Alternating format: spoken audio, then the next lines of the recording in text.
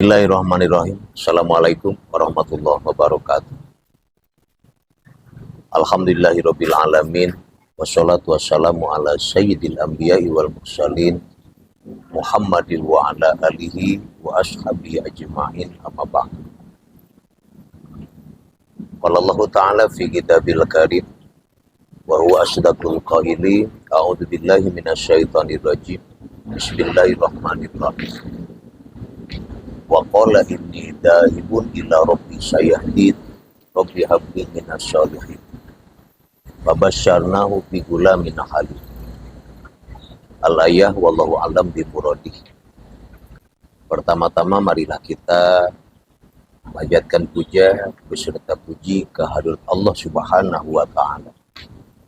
Bahwasanya pada kesempatan ini Allah Subhanahu wa taala telah berikan suatu anugerah atau kenikmatan yang begitu banyak kepada kita, zahir dan batin, dari yang dirasa sampai yang tak terasa oleh kita.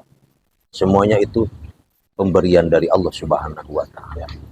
Teriring sholawat salam semoga selamanya tercurah limpah kepada baginda alam,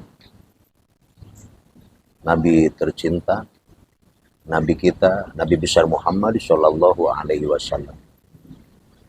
Dan tak lupa sholawat salam kepada keluarga, para sahabat, juga para pengikutnya sampai akhir zaman. Di dalam surah As-Saffat ayat 99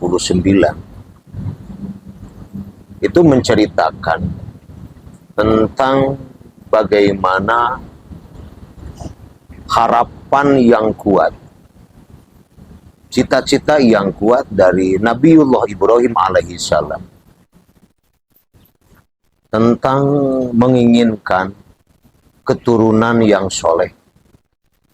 Meskipun menurut dohir Siti Hajar yang menjadi istrinya tidak mungkin untuk bisa mempunyai anak. Maka dikatakan di dalam surah itu, wa qala inni dhahibun ila rabbi sayahdin. Kata Nabiullah Ibrahim, saya berangkat, saya pergi menuju Allah, bahwa Allah akan memberi petunjuk kepada saya, kata Nabi Ibrahim. Dan apa yang dipinta oleh Nabi Ibrahim adalah Rabbi habli minas sholihin. Ya Allah, berilah untukku anak-anak yang soleh atau turunan yang soleh. Dalam cerita ini kita diajari tentang bagaimana rasa keyakinan atau keimanan kita terhadap Allah Subhanahu wa taala, yang dasarnya tidak ada yang tidak mungkin bagi Allah. Menurut kita sebagai manusia itu hal yang mustahil sesuatu terjadi. Misal Siti Hajar itu kata medis diponis tidak akan mempunyai anak. Tapi harapan Nabi Ibrahim dengan suatu keyakinan yang luar biasa tetap memohon kepada Allah, Rabbi habli minas sholihin. Dan yang kita tahu bagaimana ibadahnya Nabiullah Ibrahim alaihissalam, terutama dalam suatu pengorbanan kurbannya beliau, sampai-sampai para malaikat pun tercengang, merasa kaget terhadap bagaimana pengorbanan bentuk ibadahnya beliau terhadap Allah Subhanahu wa taala.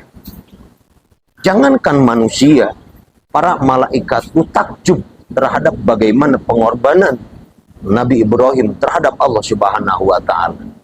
Sampai diceritakan bahwa pengorbanan Nabi Ibrahim itu sampai mengorbankan 1000 domba, 300 sapi dan 100 unta.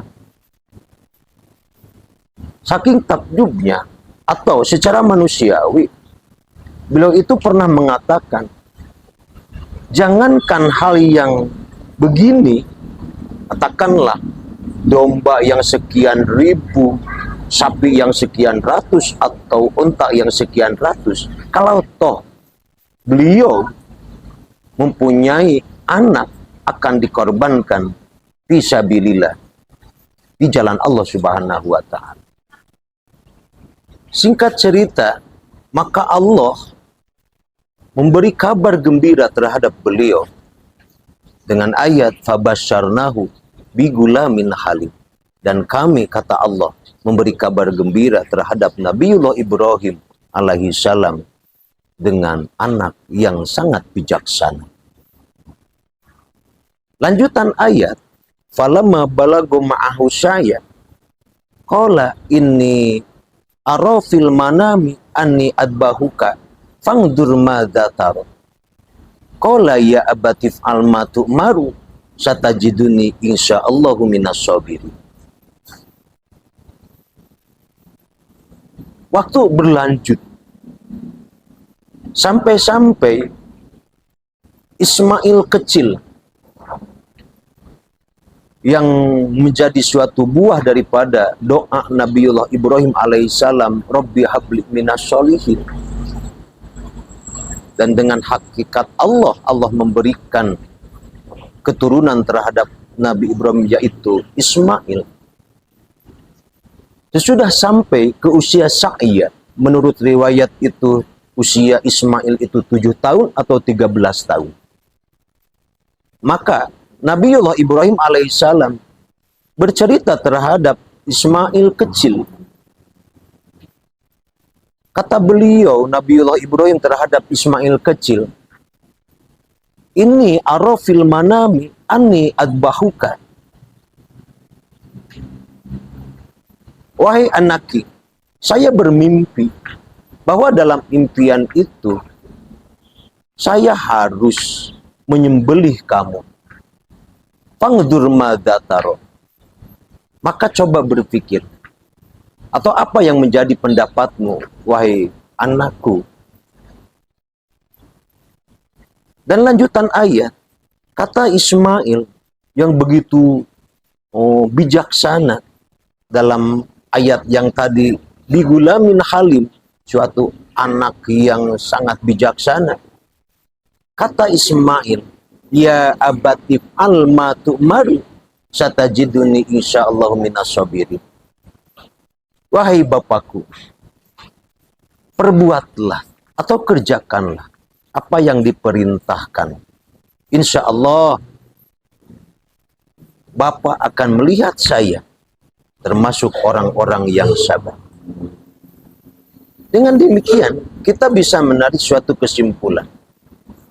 Bagaimana suatu pengorbanan dari seorang ayah yang tadinya sangat mencintai si anak mata wayang, anak yang sangat diinginkannya. Tapi dasar perintah Allah, apapun itu harus dilaksanakan. Dan kedua, bagaimana sangat bijaksananya, bagaimana sangat solehnya sosok anak yang bernama Ismail alaihissalam.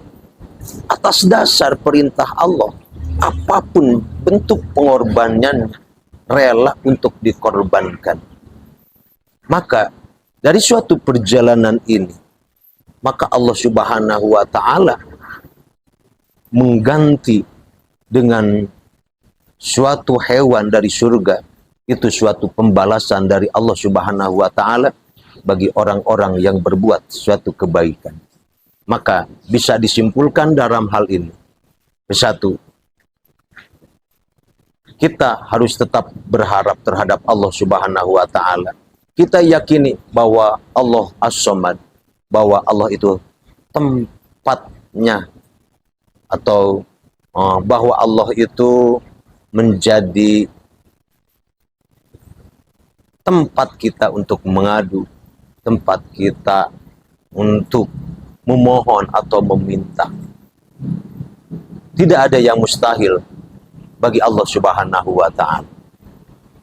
Kedua, bagaimana suatu pengabdian keluarga Nabiullah Ismail alaihissalam dengan putranya yang soleh. Dan harapan kita, mudah-mudahan para orang tua dan juga para anak-anaknya dijadikan oleh Allah Subhanahu wa Ta'ala menjadi keluarga yang penuh keberkahan, keluarga yang soleh dan soleha. Amin ya Allah ya Rabbal Alamin. Dengan itu kita tutup dengan doa Nabiullah Ibrahim alaihissalam, Rabbi habli minas sholihin. Amin ya Allah ya Rabbal Alamin. Sekian dan demikian, kurang dan lebihnya mohon dimaafkan. Wallahul muwaffiq ila aqwamit thoriq. Wassalamualaikum warahmatullahi wabarakatuh.